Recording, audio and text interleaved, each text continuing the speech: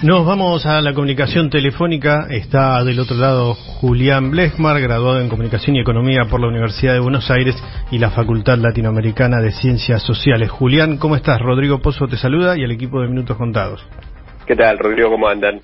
Bien, bueno, la economía, el tema, el cual nos impacta en el día a día, desde el bolsillo, de ahí para arriba. Sí, sin duda, sin duda. Es el tema en la Argentina desde hace muchos años, ¿no? Bueno, ahora tenemos el tema de la medición de pobreza, que es del primer semestre. Sí. O sea que es muy probable que sean números menores a los que van a aparecer a fin de año, porque en este segundo semestre hubo un aumento de la inflación y también hubo un decrecimiento, es decir, la economía creció pero en menor medida, ¿no? Eso va a generar obviamente más pobreza también. Los números, cuando los leíste, pudimos entender, por ejemplo, el caso del Twitter de la vicepresidenta, de Cristina Fernández de Kirchner, porque acá se mezcla también lo político y lo económico, porque lo político es económico y lo económico es político. ¿Cómo leíste el tuit de la vicepresidenta, tomando en cuenta que quien está llevando adelante el Ministerio de Economía es Sergio Massa? Claro. Bueno, en lo económico hay una cuestión técnica que está muy bien que Cristina lo resalte, que es que si bien hubo una disminución de la pobreza, de 1 punto y pico, no mucho, lo que hubo es un aumento de la indigencia, es decir, hay menos pobres, pero dentro de esos pobres hay más indigentes, o sea, gente que no cumple con la canasta básica alimentaria. Entonces me parece que frente a cierto, digamos, cierto discurso que podría hablar de una baja de la pobreza, es importante que alguien de la envergadura de Cristina, es decir, del oficialismo, diga, bueno, pero ojo porque la indigencia subió. Y a nivel político está claro que desde el Frente de Todos me parece que estaba faltando alguna voz que empiece a hablar de este tema, porque hay bastante silencio, ¿no?, en función de lo que está pasando en la realidad económica, sobre todo, digo, en los sectores más postergados. ¿Qué tal, Juli? Ezequiel Orlando te saluda. ¿Cómo te va? ¿Qué tal, Ezequiel? ¿Cómo andás? Bien, me interesa conversar con vos otro tema que tiene que ver, que lo toca bastante de lleno, que es el tema puestos laborales, empleo formal, porque hubo una creación de puestos de trabajo, te diría, en los últimos 2 años, fue importante, pero más que nada fueron precarios los cargos que se crearon en el sector privado.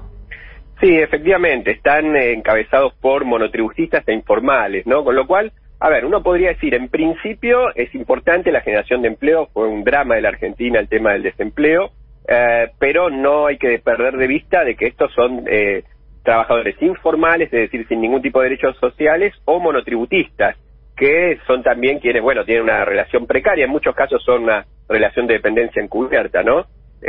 Con lo cual, digamos, así como se tiene que decir que hubo un fuerte crecimiento del empleo, también se tiene que decir que estuvo liderado por estos dos segmentos, ¿no? Justamente, ¿no? En esa línea, una de las propuestas que se hace de parte de Cristina Fernández de Kirchner, en realidad es, en concreto, que el Ministerio de Economía cree alguna herramienta para garantizar la seguridad alimentaria. Recién hablábamos de los proyectos que ya existen en el Congreso Nacional, en diputados, en Senado. Ahora, me parece importante destacar el tema del empleo informal, como bien comentaba Juli, por el hecho de que el sector privado es imposible que capte toda la cantidad de personas que necesitan en este momento aumentar sus ingresos para poder llegar a fin de mes. Sí, correcto. Bueno, creo que eso es un poco la lógica detrás de los planes sociales, pese a lo que el sentido común, lamentablemente, que está impuesto en la Argentina, que tiene que ver con fomentar vagancia, es básicamente un salario complementario, ¿no? Porque claro, hoy en día se sabe que, digamos, ayer mismo, ¿no?, el INDEC decía que los ingresos mínimos que se deberían tener para acceder a una canasta básica son 60.000 pesos, y sabemos que hay muchos trabajadores que están cobrando por debajo de esa cifra, ni hablar informales, pero también el salario mínimo se encuentra debajo de esa cifra. Entonces, lo que se está tratando, me parece, es que ya hace mucho tiempo con estos planes como potenciar trabajo, es de complementar toda la economía informal, también los cartoneros, ¿no?, todos aquellos que no logran redondear un salario que le permita acceder a una canasta básica. Bueno, supuestamente con estos planes podrían hacerlo. Lo que estamos viendo es que, lamentablemente, con estos niveles de inflación tampoco eso está alcanzando, con lo cual urge que el gobierno piense en otras alternativas, porque también el tema de aumentar los planes, en monto, se está viendo pasa lo mismo con el salario, es una carrera salarios-inflación que lamentablemente siempre termina perdiendo el trabajador, ¿no? Julián Blechmar, ¿qué tal? Te saluda Chino Osorio de este lado. Yo quería preguntarte algo más bien técnico, que tiene que ver con el presupuesto con el que cuenta, por ejemplo, el Ministerio de Desarrollo Social, pensando en una situación más que actual, que es, por ejemplo, el ACAMPE, el 9 de julio, en este momento son las organizaciones sociales que están haciendo justamente frente a el ajuste, a la inflación y pidiendo, entre otras cosas, planes sociales y la reapertura del potencial trabajo. ¿Esto es posible? A ver, son decisiones políticas, ¿no? Está claro que actualmente se le destina el 10% del presupuesto nacional a todos los planes sociales, que es parecido a lo que se destina a subsidios, ¿no?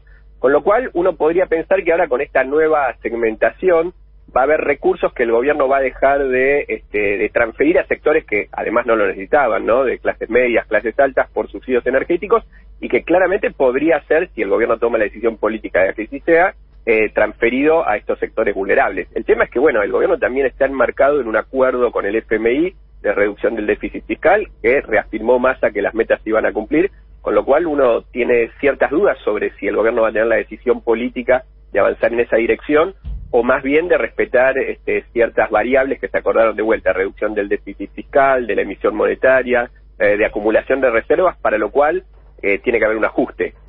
Uno esperaría que en todo caso el ajuste no sea sobre el sector más vulnerable. El tema es si además de eso se va a fortalecer o no los recursos que se le destinan. Como yo decía, hoy es el 10% del presupuesto, es una cifra importante, y el gobierno podría elegir derivar otros fondos, por ejemplo, en subsidios que se le está dando a empresas, hacia este sector. Pero bueno, son decisiones políticas. No es que falte el dinero, sino que lo que hay es una decisión de a dónde se distribuye esos recursos, ¿no?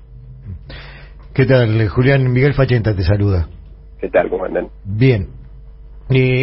Hubo anuncios de Sergio Massa al respecto de la situación del presupuesto. Primero se lamentó de haber sido uno de los presidentes de la Cámara que no pudo hacer aprobar ese presupuesto para el gobierno. Y después, ¿cómo ves esta redistribución que se está haciendo del presupuesto al respecto de las medidas que algunos sugieren son encomendadas por el Fondo Monetario Internacional?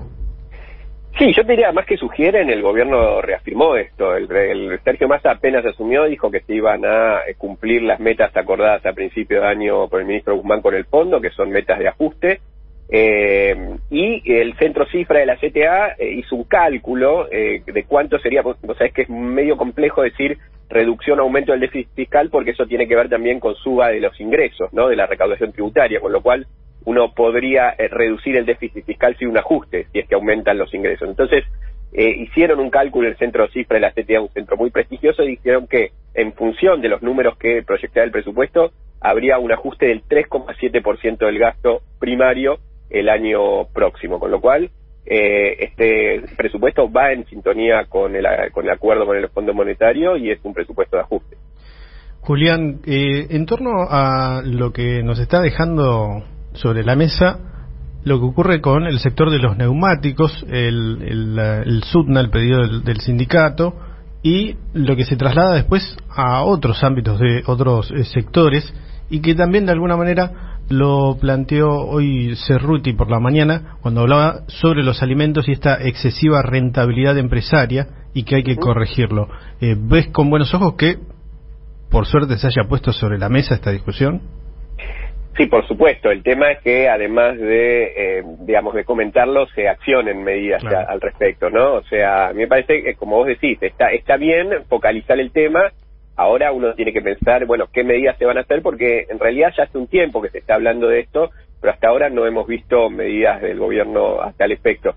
Se ha llamado a estos acuerdos sociales que en principio debería ser, creo a mi entender, la norma más virtuosa, que es un diálogo social entre sindicatos y empresas, en la cual, digamos, haya una especie de, no imposición, sino una especie de acuerdo en función del desarrollo nacional, pero si eso no se cumple, creo que el gobierno debería efectivamente tomar otras cartas. Hasta ahora no se ha cumplimentado. Me parece que uno está esperando también que el gobierno, bueno, acceda, digamos, a otras posibilidades, ¿no? Para efectivamente plantear esta cuestión y accionar a tal efecto.